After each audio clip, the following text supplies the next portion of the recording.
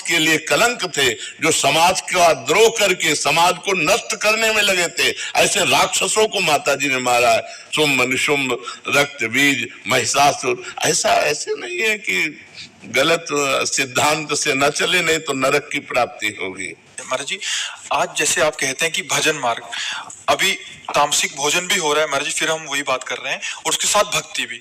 भक्ति का उद्देश्य है कि प्रभु का अगर हम पास जाएंगे या सोमवार को या मंगलवार को हम प्रभु के आगे आराधना करेंगे की पूर्ति। महाराज जी, अगर उद्देश्य भगवत प्राप्ति हो, फिर तो महाराज जी उस उद्देश्य ही पता नहीं है। हाँ, लेकिन हम कह रहे हैं कि अगर हमें कामना की भी पूर्ति चाहिए तो हमको गलत आचरण छोड़ने पड़ेंगे, क्योंकि हम जो कामना की पूर्ति चाहते हैं उसमें पाप आचरण बाधा पहुंचाएंगे। पाप का फल दुख है, पाप का फल विपत्ति है, पाप का फल संकट है। यदि आप मुर्गा मुर्गी खाते हो तो पाप कर रहे हो, और वो पाप आपकी कामनाओं को पूर्ण नहीं होने देगा। चाहे हनुमान जी के पास जाओ, चाहे राम जी के पास जाओ, जहां भी जाओगे जीवों की हिंसा करते हो, जीवों को दुख देते हो, गंदा आचरण करते हो, गंदा भोजन पाते हो, तो भगवान प्रसन्न नहीं होने वाले। और आप किसी मंदिर न जाओ, घर में पवित्र आचरण करो, पवित्र भोजन पाओ और नाम जप करो, तुम्हारे घर में भगवान आ जाएंगे।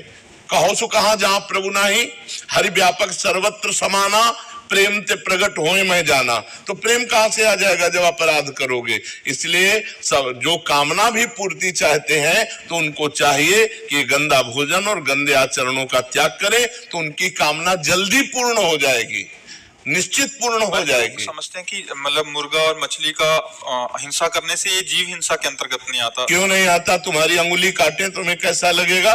दर्द नहीं लगेगा? उन जीवों को देखो, एक चींटी के भी पीछे अंगुली लगा के देखो, ऐसे वो भाग रही अपने प्राण रक्षा के लिए। क्या उनमें जीव नहीं है?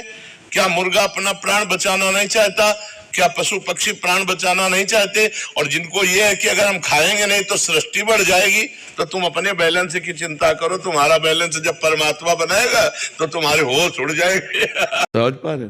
कोई अंतर नहीं इसमें। केशव गुप्ता जी, हरदोई से। श्री हरिवंश महाराज जी, हमारे अंदर यदि काम, क्रोध, लोभ, मोह आता है तो इसमें हम अपने आप को दोषी माने या फिर हर युगों के प्रभाव की भांति कलयुग का प्रभाव? नहीं, कोई कलयुग का प्रभाव नहीं है, ये हमारी गलती है। हम अपनी गलती छोड़। अब इस समय बोलो क्या कलयुग का प्रभाव है? इस समय आप बताओ क्या कलयुग का प्रभाव है? जहाँ हम भागवतिक वातावरण, जहाँ भगवान नाम कीर्तन, जहाँ भगवत चिंतन, वहाँ कहाँ कलयुग? अब कलयुग है उसके स्थान है, कलयुग के स्थान है मदिरा पीना, परस्त्री गमन करना, हिंसा करना, जुआ खेलना, चोरी करना, परधन अपहरण करना, झूठ बोलना, यही सब है। अगर ये नहीं है तो कलयुग नहीं है। अगर ये है तो तुम्हारी बुद्धि भ्रष्ट हो जाएगी। इन दोषों से बचो।